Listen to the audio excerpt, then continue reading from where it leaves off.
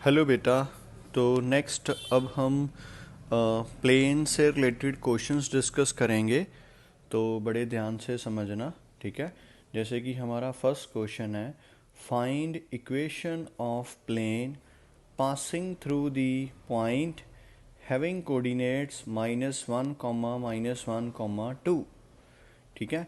तो बेटा हमने यहाँ पे एक प्लेन की इक्वेशन निकालनी है जो इस पॉइंट से पास करता है and perpendicular to the planes 3x plus 2y minus 3z equals to 1 and 5x minus 4y plus z is equals to 5।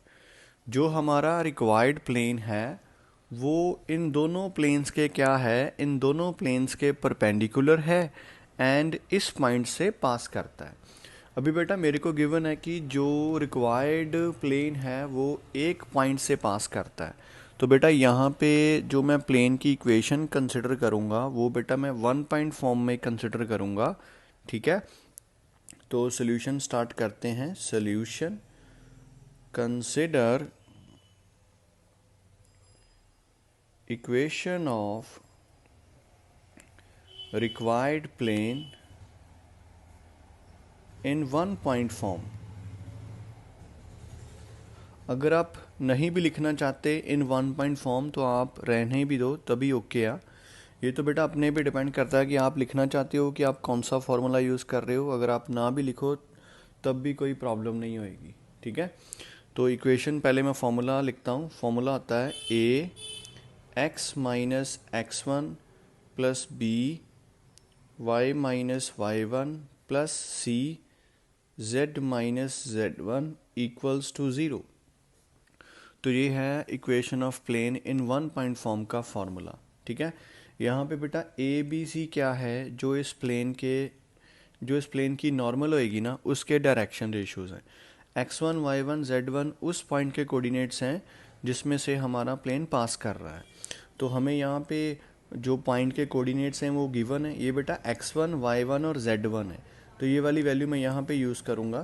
तो ये बन जाएगा that is a into x, minus minus plus हो जाएगा, plus b y minus minus plus one plus c z minus two equals to zero. तो इसको बेटा हम इक्वेशन नंबर वन मार्क कर लेते हैं, ठीक है। अभी देखो मेरे को यहाँ पे ए बी सी की वैल्यू चाहिए, ठीक है। अभी नेक्स्ट जो मैंने जितना भी काम करना है इस क्वेश्चन के अंदर वो जस्ट बेटा मैंने ए बी सी की वैल्यू निकालने के लिए करना है, ठीक है, ओके। तो अभी देखो ये वाला जो हमारा रिक्वायर्ड प्लेन है इसके नॉर्मल के डायरेक्शन रेशियोज हैं। Direction ratios of normal to the required plane वो हमारे पास हैं a comma b comma c, ठीक है। अभी जो हमारा फर्स्ट प्लेन है उसकी इक्वेशन मेरे को गिवन है जर्नल फॉर्म में। Equation of first given plane, उसकी इक्वेशन है 3x plus 2y minus 3z minus one equals to zero. मैंने वन को उठा के मैंने लेफ़्ट साइड पे शिफ्ट कर दिया। तो अभी जो मेरे को फर्स्ट प्लेन की इक्वेशन गिवन है वो बेटा मेरे को जर्नल फॉर्म में गिवन है, ठीक है। तो जो इस प्लेन की नॉर्मल होएगी उसके डायरेक्शन रेशियोज होएंगे 3, 2 and -3। Direction ratios of normal to the first plane उसके डायरेक्शन रेशियोज होंगे बेटा 3, 2, -3। अभी जो रिक्वायर्ड प्लेन है, ठीक है, एंड जो हमारा फर्स्ट गिवन प्लेन है दोनों बेटा आपस में एक दूसरे के क्या हैं, एक दूसरे के परपेंडिकुलर हैं, ठीक है।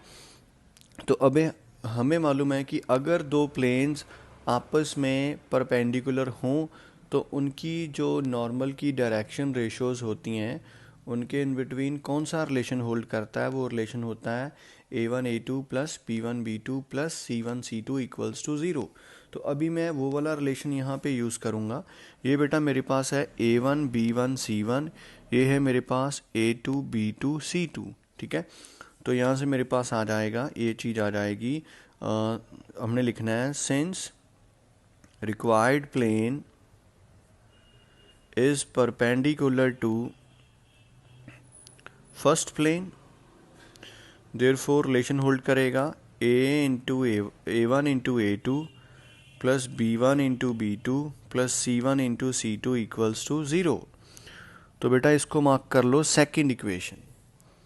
ठीक है, अभी ऐसी ही इक्वेशन मेरे को एक और चाहिए। तो नेक्स्ट हमने लिखना है आल्सो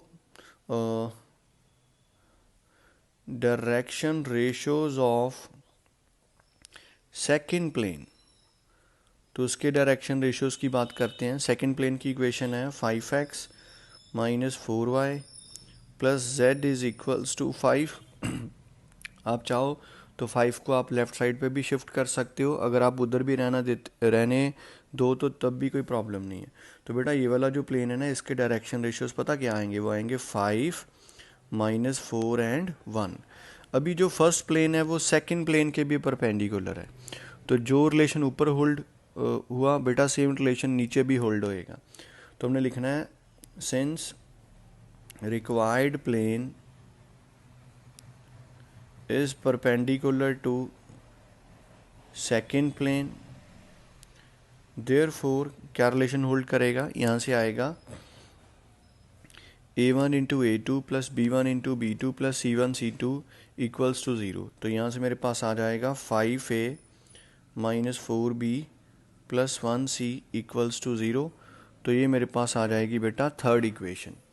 अभी मैंने नेक्स्ट क्या करना है, मैंने सेकंड और थर्ड दोनों इक्वेशंस को यूज़ करना है और यहाँ से बेटा मैंने ABC की वैल्यू निकालनी है।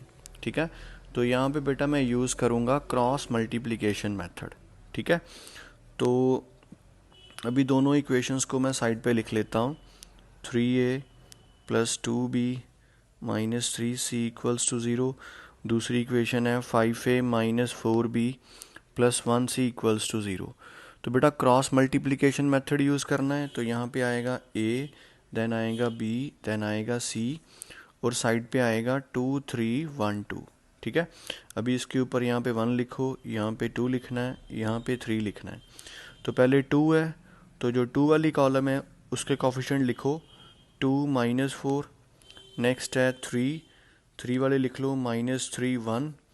उससे नेक्स्ट है 1, देन आएगा 3 5, देन लास्ट में फिर से 2 है, तो यहाँ पे आएगा 2 माइनस 4। देखो बेटा ये आपके लिए बिल्कुल भी नया नहीं है, आपने इसको 10th क्लास में ऑलरेडी कर रखा है। ठीक है, तो अभी ये आ जाएगा, अभी क्रॉस मल्टीप्लाई करेंगे तो ये आ जाएगा 2, देन -12, यहाँ पे आएगा b -15, देन -3, ये आ जाएगा c अपॉन -8, देन -10। तो बेटा ये बन जाएगा a upon -10, b upon -18, c upon -18। ठीक है, तो अभी मैंने क्या करना है, इसको इक्वल्स टू k बेटा मैंने सब्स्टिट्यूट कर लेना है। तो यहाँ से अभी तीनों टर्म्स को बारी बारी से बेटा मैं k के इक्वल करूँगा, तो मेरे को वहाँ से a की वैल्यू मिलेगी -10k, b की वैल्यू मिलेगी -18k एंड c की वैल्यू मिलेगी -18k। अभी मैंने ABC की वैल्यू को जो मेरी फर्स्ट इक्वेशन है उसके अंदर सब्स्टिट्यूट करना है।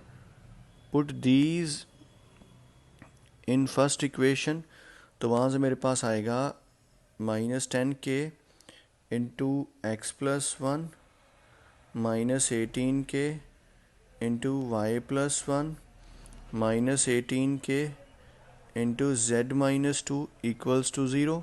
तो बेटा इसमें से आप माइनस को भी कॉमन निकाल लो, देन k को भी कॉमन निकाल लेते हैं और बेटा 2 को भी कॉमन निकाल लेते हैं। ठीक है, तो माइनस भी बाहर आएगा, 2 भी बाहर आएगा और k भी बाहर आएगा और पीछे सिंपली बचेगा 5 into x plus 1 plus 9 into y plus 1 plus 9 into z -2 equals to 0।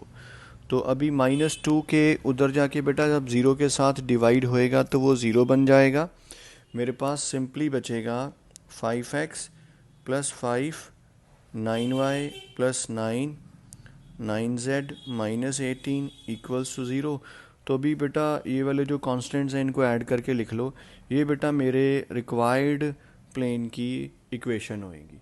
तो बेटा इस तरह से हमने इस क्वेश्चन को सॉल्व करना है। आसान है बट थोड़ा सा लेंथी है। ओके बच्चे, एंड वन थिंग मोर बेटा, इसके अंदर जो मैंने वर्डिंग मेंशन की है वो आपने भी सीखनी है कि कैसे लिखते हैं, क्योंकि बिना वर्डिंग के क्वेश्चन की सेंस नहीं बनेगी और आपको मार्क्स पूरे नहीं मिलेंगे। इस बात का ध्यान रखना। ओके बच्चे।